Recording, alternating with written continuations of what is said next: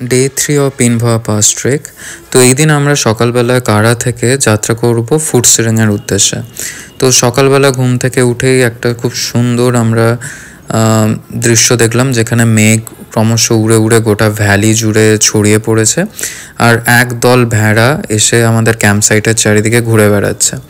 এরপর আমরা ব্রেকফাস্ট করে অ্যারাউন্ড 8:30 AM আমরা স্টার্ট করলাম ফুটসিরিংয়ের উদ্দেশ্যে। তো এই গোটা যাত্রা হচ্ছে 6 to 7 কিলোমিটার অফ ডিস্টেন্স ছিল, আর যেটা গ্র্যাজুয়ালি অ্যাসেন্ট। তো খুব একটা বেশি সমস্যা আমাদের কারোর হয়নি। আমরা ধীরে ধীরে ফুটসিরিংয়ের দিকে এগিয়ে চলেছিলাম। এর মাঝে কয়েকটা স্ট্রিম আছে যেটা আমরা সবাই মিলে পার করি। আপনারা দেখতেই পাচ্ছেন এখানে স্ট্রিম ক্রস করানো হচ্ছে, আর আমাদের লোকাল গাইড এবং ট্রেক লিডার আমাদের সাথে সারাক্ষণ ছিলেন।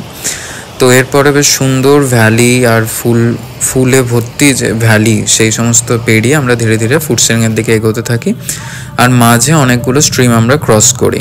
ফুটসিরিং ক্যাম্পসাইট হচ্ছে 13,000 ফিট উচ্চতায় অবস্থিত, আর আমাদের পিনভাওয়া পাস ট্রেকের অ্যাকুমুলেটরি স্টে আমরা ফুটসিরিং ক্যাম্পসাইটেই করি। তো আমরা এই দিন ফুটসিরিংয়ে পৌঁছে নেক্সট ডেও টিল আর্লি মর্নিং আমরা ওইখানেই থাকার প্ল্যান ছিল। তো এর মাঝে আমরা যতবার ট্রেকের মাঝে যখন আমরা ব্রেক নিচ্ছিলাম, তখন ঘুরে ঘুরে যখন ব্যাক সাইড দেখছিলাম, অসাধারণ ভিউ দেখা যাচ্ছিল গোটা ভাওয়া ভ্যালির, যেখানে দূরে পাহাড়, মাঝে স্ট্রিম, চারিদিকে ফুলে ভর্তি এরিয়া। সত্যি মানে স্বর্গের চেয়ে কিছু কম নয়। এইভাবে আমরা ধীরে ধীরে ফুটসিরিংয়ের দিকে এগোতে থাকি। আর তারপরে আমরা যেটা অ্যাকোমোডেটেড ডের দিন করেছিলাম, তার আমার খুব একটা বেশি ক্লিপ নেওয়া হয়নি, কারণ সেদিন আমরা মোটামুটি খেলাধুলা করেছি, একে অপরের সাথে অনেকটা টাইম কাটিয়েছি, মেডিটেশন করেছি, আর লাস্টে নাচ গান করে আমরা আমাদের মনটাকে সম্পূর্ণভাবে ফ্রি রেখেছিলাম। তারপরে সবচেয়ে বিগেস্ট ডে, যেটাতে আমরা সামিট ক্রস করে আমরা পৌঁছবো পিন ভ্যালির দিকে।